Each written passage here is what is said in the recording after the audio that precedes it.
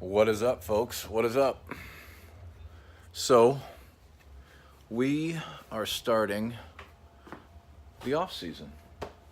So, y'all want to know what it's like to be a semi-professional angler, and that's what I try hard to bring it. It is not always easy.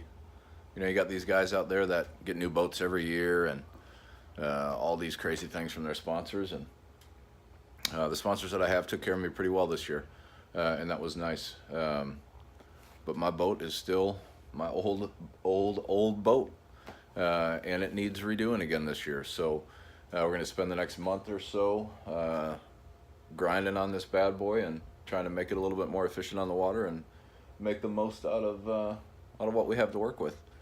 So I'll kind of turn the camera around here and kind of show you what we're working with. So she's getting pretty much all stripped down. This is what I hope, or pretty close to I hope what it will look like in the end. This is pretty much what it looks like now, all dingy, oxidized. I did some work on it last year, mostly replacing carpet and stuff like that, and I did some wet sanding, but I didn't do a real thorough job. So this year I'm going to redo this gel coat completely this off season, and we're going to strip it down top to bottom and get this baby ready for next year. So on the dash here, we used to have what was some kind of carbon fiber wrap that the guy before me had put over this wood or laminate or whatever. So we're going to refinish that. I'm not exactly sure how that's going to go yet, but you can see it's got all the live well control, whatever you call them, little labels. All the bilge control labels are all labeled there. The Ranger boats insignias in there. I don't know why you'd cover that up. This is what it used to look like. Hopefully I can bring that back somehow. Maybe just put a new laminate sheet over it or what, but I'll figure that out in the end. The glove box I redid last year because he also coated that in a carbon fiber wrap. I don't want to do that. I want to bring back the natural original look to the boat. You can see it weathered pretty good over this year, so I'm going to have to put a few more coats of True Oil on that and get it to hopefully hold up a little bit better. Seats overall are in really, really good shape still. No rips, no tears. It's the original bench. I'd really like to put in buckets and a center console. It's just not cost effective. You know, it's about $600 to put that in. I can't see spending that on a 30-year-old boat. So I would probably just leave the bench as it is. It's fine. It's comfortable enough, but it would look kind of cool with some bench seats and a center console, or with some buckets and a center console. So I don't know. One of the other things on my to-do list for next year is possibly putting a hot foot in. That would help a lot. I just don't know if I'm going to do that quite yet. You can see how faded and oxidized this paint is, or this gel coat is. You can see kind of what it looks like underneath where I had all the decals from last year.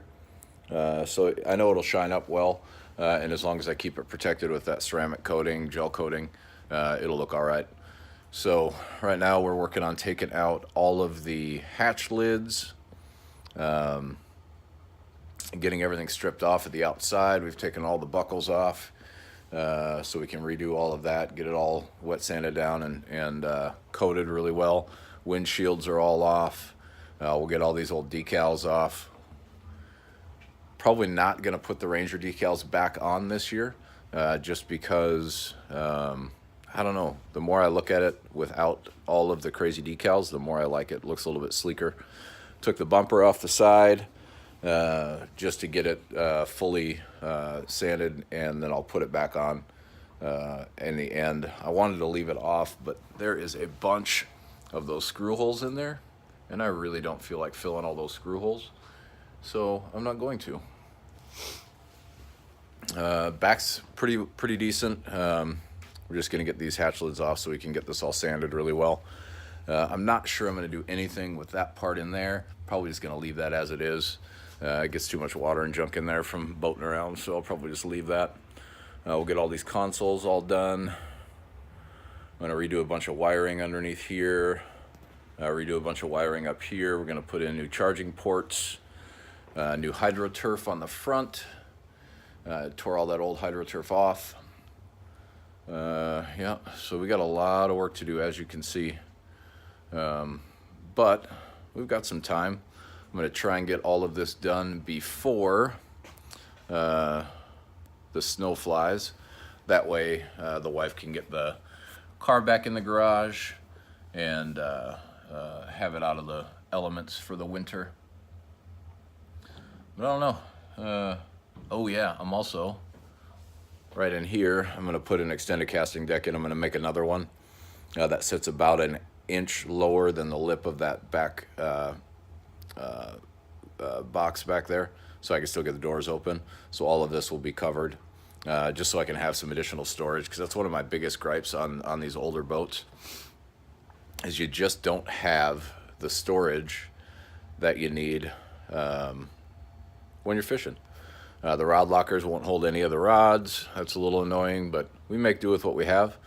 I don't know. It's going to be a fun and long project. We have next season pretty much all planned out. We've got the 6 main tournaments for Northwest Bass, which will be a good time. And then we've got a bunch of tournaments for Eastern Washington bass. We're going to fish those too. I'm going to make my days off. I'm going to switch my days off during the tournament so that I don't miss any work. Makes my boss happy and keeps me on task. So it is a full-time job, tournament fishing, just as much as my regular job. It's tough, but it's so much fun.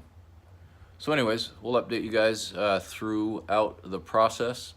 I'll do another video on it when I get it all stripped down to when we start sanding. So thanks for watching. We'll see you guys later. Tight lines, guys.